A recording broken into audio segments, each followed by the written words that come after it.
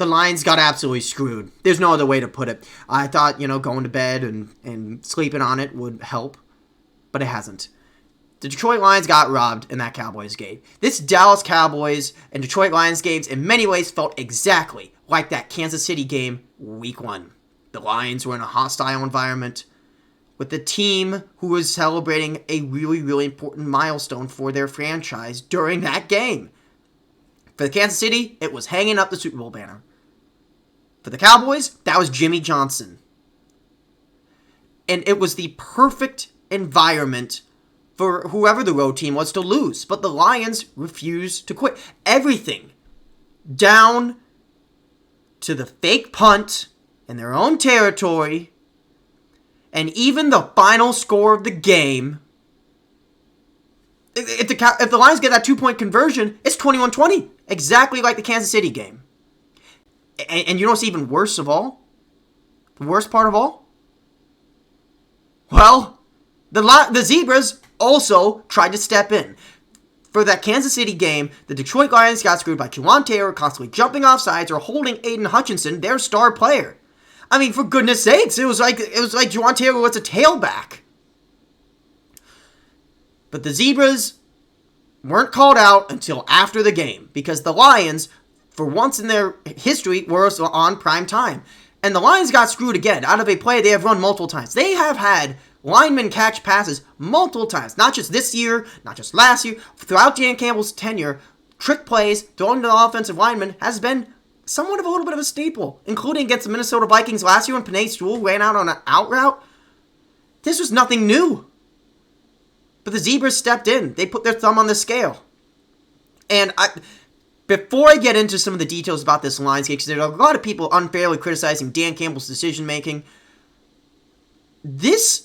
I take a good look on who is being critical of the referees right now and who isn't. Because this gets into a really big problem with our sports media, and that is access journalism. The truth is that media, at large, not just in sports, tends to protect the powerful at the expense of the powerless. And why? Because when you are in a position of high power like you're on TV, you're making millions of dollars, if you rock the boat, you're going to lose your revenue. You're going to lose access to these special interviews. This is why the same people talking to Roger Goodell, talking to different owners, different coaches, are very reluctant to criticize them. Is it any coincidence that everyone was slopping up Sean Payton? No, because they knew him. They knew him, so they were not going to be critical of a guy they know. The coverage on the whole fiasco of Sean Payton between Fox and ESPN is very different because Sean Payton worked at Fox. That's a connection. It's why Dan Snyder, despite all of the degenerate behavior, for lack of a better term, the awful scumbag way he treated the fans, he treated the players, the employees, the media didn't report on it because it was inconvenient. Because if you spoke out on that, you would be pissing off an owner. And people are not going to talk about this because this makes the NFL look bad. This makes Roger Goodell look like a clown who's trying to rig the games to support the sports gambling industry that they are openly partnering with. That is a problem. That's kind of why I started this too, to try to give a different perspective, because boy howdy, the truth is that the moment you get all that money, all those connections, you're not going to be critical of the people who you need to be critical of. Why do you think the media spent more time talking about Aaron Rodgers doing drugs than they did against any the bad referee calls? And every time it was always like, you can't complain about that. The refereeing this year has been awful. It has been awful. It's not just in Lions games, but Packers, Bears. You pick a game. The Zebras have been horrendous. And that's something the NFL needs to fix, but they won't, because the NFL also fines their players whenever they say something that is inconvenient to their business. The NFL cares more about suspending players for gambling than they do about accountability. And the media doesn't care about it either. Again, just take a look on who's actually calling out the refs. The refs suck. They should not come back. And if the NFL had any accountability, they'd be fired. They'd be fired, and you would try to get some full-time referees that are good at their jobs. I don't know why this is so hard. But that's not but that's not what the people are talking about right now. They're busy blaming the referees and Dan Campbell for what happened last night.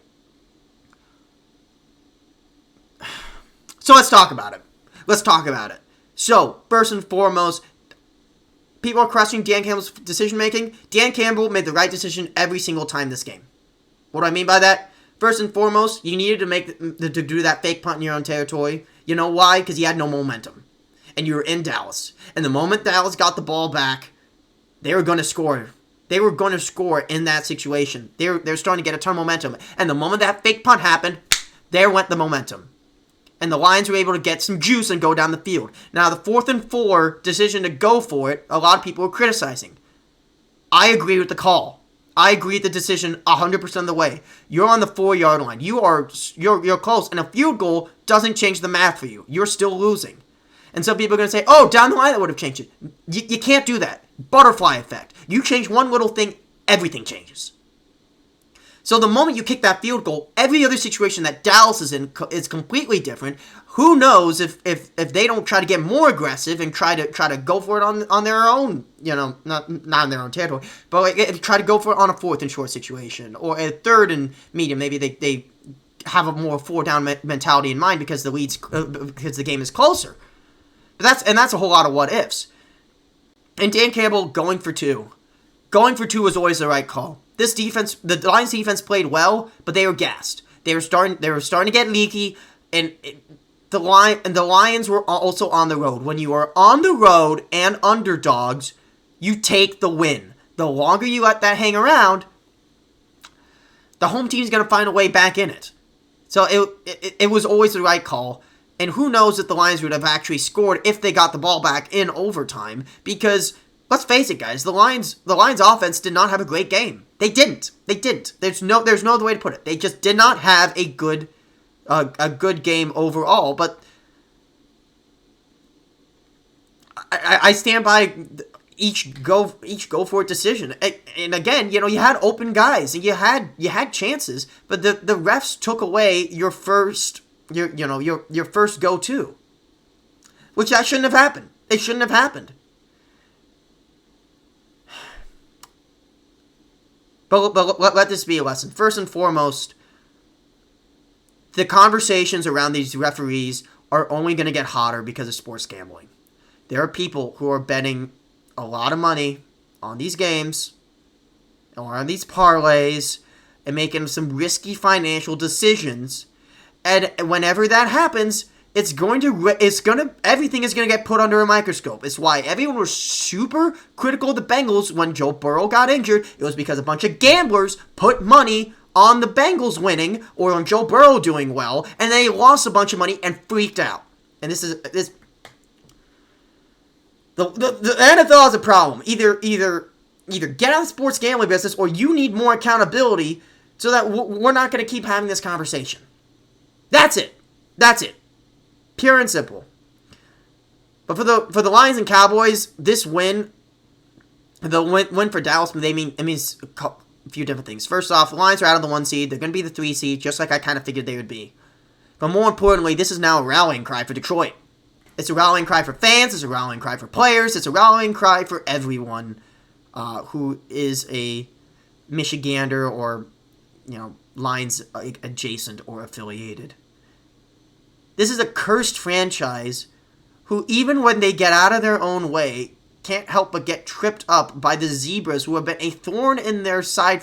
This literally last year, there should have been an intentional grounding call against the Eagles week 1, which meant the Lions probably would have won the week 1 game to get into the playoffs last year.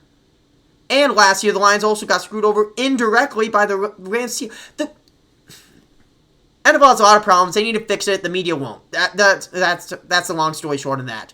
For the Lions, this is the perfect rallying cry to go make a deep playoff run. The Lions showed you that against a team who averages 40 points a game at home, who steamrolls everyone at home, whose offense is unstoppable at home, that this defense can come to play on the road. Their defense is a lot better than people getting credit for, and it's coming together at the right time, just like it did last year. The defense started coming along later in the year because he had a lot of young pieces. And he had a lot of rookies this year. Jack Campbell, Brian Branch, just to name a few. Mel Tafonwu is playing good ball. The Lions are a dangerous team. And the NFL may have just opened a can of worms that I don't think they're quite ready for. Because the Lions are going to enter with a chip on their shoulder, just like the Bengals did last year with the whole AFC Championship neutral site. Does that mean the Lions are guaranteed to make a giant postseason run, make it to the Super Bowl or anything like that? No. But if you wanted something to galvanize the team, to get them to focus, treat every game like they're the last, this is it. So that's all I got for you. Hopefully you guys enjoy the rest of these games. Yeah. Oh, it's a lot to take in. I know. But that's the league we're living in. So, thank you guys for watching. Terry of the North.